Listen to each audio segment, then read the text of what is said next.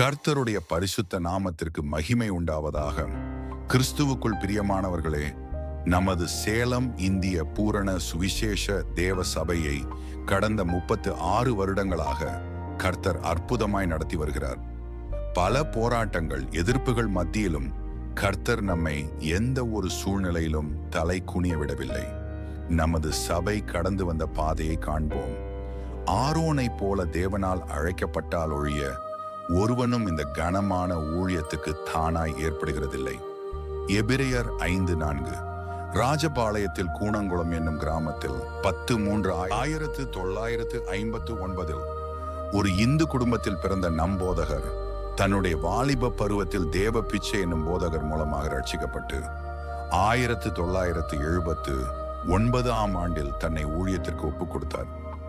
ஆரம்ப காலகட்டத்தில் ஞாயிறு பள்ளி ஊழியத்தை செய்து வந்தார்.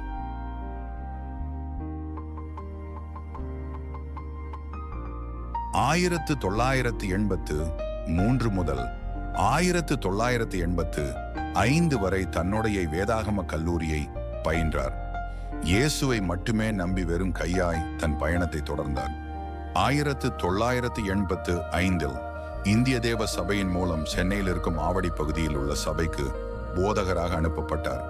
அதே வருடத்தில் 11ஆம் தேதி ஜூலை 1986 சிவகாசியில் உள்ள இந்திய தேவ சபையை சார்ந்த ராணி எலிசபெத் மாலா அவர்களை திருமணம் முடித்தார்.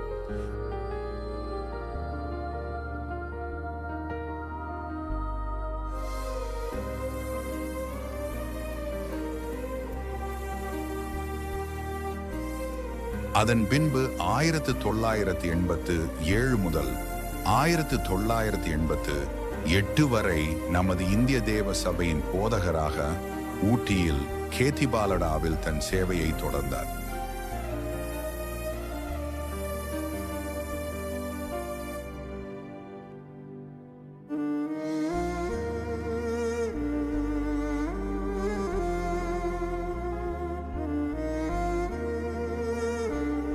ஆயிரத்து 1987 ஜான் பிரைட் என்ற குமாரனை தேவன் ஈவாய் கொடுத்தார். அங்கே அநேக ஆத்துமாக்களை தேவன் கிருபையால் ரட்சிப்புக்குள் நடத்தினார்.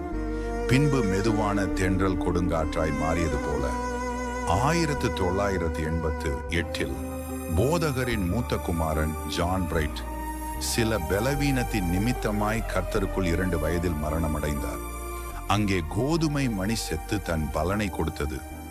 அவரை எங்கேயெல்லாம் போதகர் ஊழியத்திற்காய் தூக்கி சென்றாரோ அங்கேயெல்லாம் சபையை கட்டியெழுப்ப தேவன் கிருபை பாராட்டினார். மூத்த குமாரன் ஜான் பிரைட் விதையாக ஊட்டியில் விதைக்கப்பட்டார். சேலம் இந்திய தேவ சபையின் ஊழியமானது பாஸ்டர் டி ஸ்டீபன் அவர்களால் 1984 ஆரம்பிக்கப்பட்டது. தற்போது திருச்சி இந்திய தேவ சபையின் மாவட்ட போதகராயிருக்கிறார்கள். இந்த ஊழியம் வீடுகளிலேயே தொடர்ந்து நடத்தப்பட்டு கொண்டிருந்தது. பின்பு 1989 பாஸ்டர் சுந்தர்ராஜ் அவர்களை சேலம் இந்திய தேவ சபையில் ஊழியம் செய்ய நியமித்தார்கள். அவர் 1 வருடம் இவ்வூழியத்தை செய்துவிட்டு பின் வேறு இடத்திற்கு மாறுதல் கேட்டு சென்று விட்டார். தன் மகனை இழந்த வேதனையுடனே சபையின் மேலிடத்தின் அறிவுறுத்தலின்படி சேலம் இந்திய தேவ சபையின் போதகராக 1990களில் அனுப்பப்பட்டார். அன்றைக்கு 7 குடும்பமும் நம்முடைய ஊழியர் குடும்பம் சேர்ந்து வீட்டிலேயே ஆராதனை செய்து வந்தார்கள்.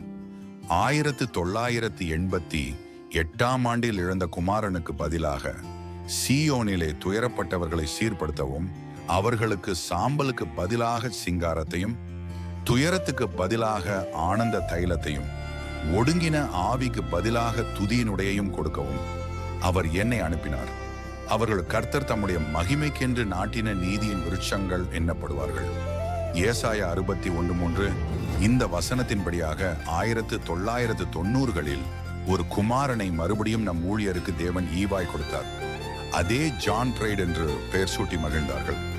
பின் 1991 ஆண்டில் இளைய மகளாக பிரின்சி ஷீபாவையும் கர்த்தர் நம் ஊழியருக்கு ஆசீரை வழங்கினார். 1993 சின்ன திருப்பதி சந்திரன் கார்டன் பகுதியில் உள்ள நாம் இப்பொழுது இருக்கும் இடத்தை தேவன் வாங்கும்படி கிருபை செய்தார். அவருக்கே துதி, கனம், மகிமை உண்டாவதாக. 1997 ஆண்டு இந்த இடத்தில் சிறிய ஆலயமாக கட்டியெழுப்ப தேவன் நம்மை நடத்தினார். அதில் அநேக புதிய ஆத்துமாக்களை கிராமங்களிலும் அநேக இடங்களிலும் இருந்து தேவன் ரட்சித்து அவர்களை கூட்டி சேர்த்தார். அநேக பிசாசின் கட்டுகளிலும் வியாதிகளிலும் போராட்டங்களிலும் சிக்கியிருந்த ஜனங்களுக்கு தேவ சபை ஒரு மருந்தகமாய் செயல்பட துவங்கியது. கர்த்தருக்கே மகிமை.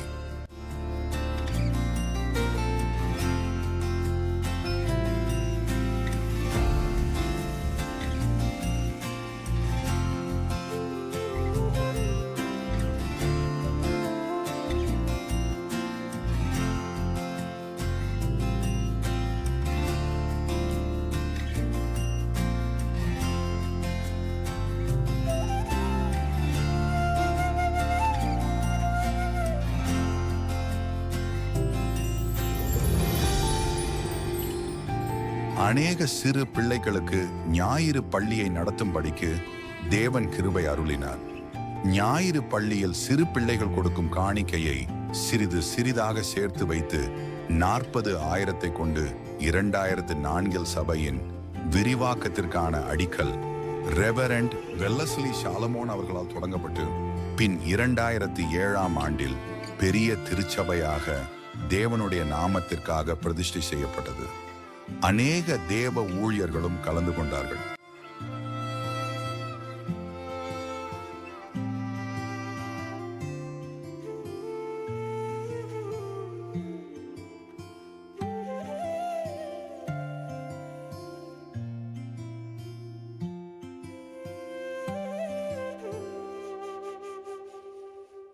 அதன்பின் அநேக புதிய ஜனங்களை கர்த்தர் சபைக்கு அனுப்பினார்.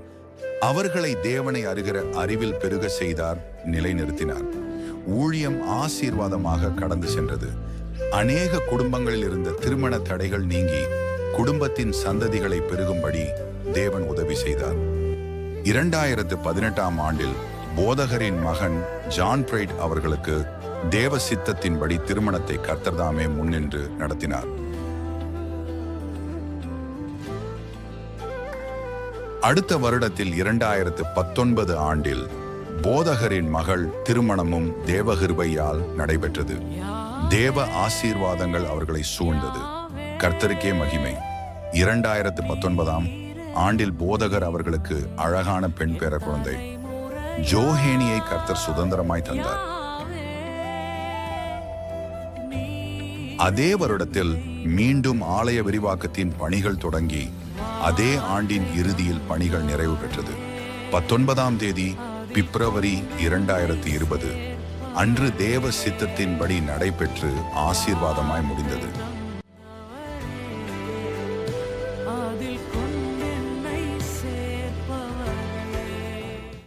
தேவ சபையின் ஓவர்சியாக இருந்த பிஷப் ஞானதாஸ் அவர்களின் தலைமையில் இந்த 3 நிகழ்வுகளையும் அழகாய் நடத்தி கொடுத்த தேவனுக்கு கோடான கோடி ஸ்தோத்திரங்களை ஏறெடுக்கிறோம். கொரோனா காலகட்டத்தில் இந்த திருச்சபையின் தேவ பிள்ளைகளுடைய வாழ்க்கையில் சில இழப்புகள் இருந்தாலும் தொடர்ந்து தேவனுடைய அன்பில் கட்டப்பட அவர்களுக்கு இரக்கம் செய்தார். 2022 ஆண்டில் சேலம் இந்திய தேவ சபையில் மாலை நேர வேதாகம பாடசாலையின் பிரின்சிபாலாக மாஸ்டர் ஸ்டீபன் அவர்களுடைய வழிநடத்துதலின்படி நம் சபையில் தொடங்கப்பட்டது. வேறு சபைகளில் இருந்து கடந்து வந்த தேவ பிள்ளைகளும் வேதாகம பாடசாலையில் பயின்றனர். தற்போது வரை 3 பேட்சஸ் உருவாக்கி தேவநாமத்தின் மகிமைக்காய் உற்சாகமாய் தொண்டு செய்கிறோம். அந்த வேத பாடசாலையில் உருவாக்கப்பட்ட சிலர் இன்றைக்கு அநேக ஊழியங்களில் எழும்பி பிரகாசிப்பதை பார்க்கும்போது தேவ சபையில் தேவன் எழுந்தருளி இருக்கிறார் என்கிற வசனம் நிறைவேறுகிறது. கடந்த வருடம் 2024 ஆண்டில் ஜனங்கள் அமர்வதற்கான இடங்கள் சற்று குறைந்து காணப்பட்டதால் மீண்டும் ஆலயத்தின் விரிவாக்க பணிகள் தொடர ஆரம்பித்தது. மழைக்காலங்களில் வேலைகள் நிறுத்தப்பட்டாலும், பணமில்லாமையால் சில நாட்கள் வேலைகள் நிறுத்தப்பட்டாலும் ஜெபம் மாத்திரம் ஒருபோதும் நிறுத்தப்படவில்லை. சபையார் யாவரும் சிறு பிள்ளைகள் முதற்கொண்டு தொடர் ஜெபங்களினால் இந்த கட்டுமான பணியை முடியும்படி தேவன் மகா பெரிய கிருபையை ஈந்தார். எங்களால் ஏதாகிலும் ஆகும் என்பது ஒன்றை யோசிக்கிறதற்கு நாங்கள் எங்களாலே தகுதியானவர்கள் அல்ல. எங்களுடைய தகுதி தேவனால் உண்டாயிருக்கிறது. 2 கொரிந்தியர் 3 5. வீடியோவை கண்டு களித்து மனதார ஆசீர்வதித்த ஒவ்வொரு தேவ பிள்ளைகளுக்கும் தேவன் அதற்குரிய பிரதிபலனை தந்து அருள்வாராக. கர்த்தராகிய இயேசு கிறிஸ்துவுக்கு மாத்திரம் இன்றும் என்றென்றுமாய் சதா காலங்களிலும் மகிமையும் கனமும் துதியும் வல்லமையும் ஸ்தோத்திரங்களும் உண்டாவதாக. ஆமென். Thank you. God bless everyone. May the grace of our Lord be with you all.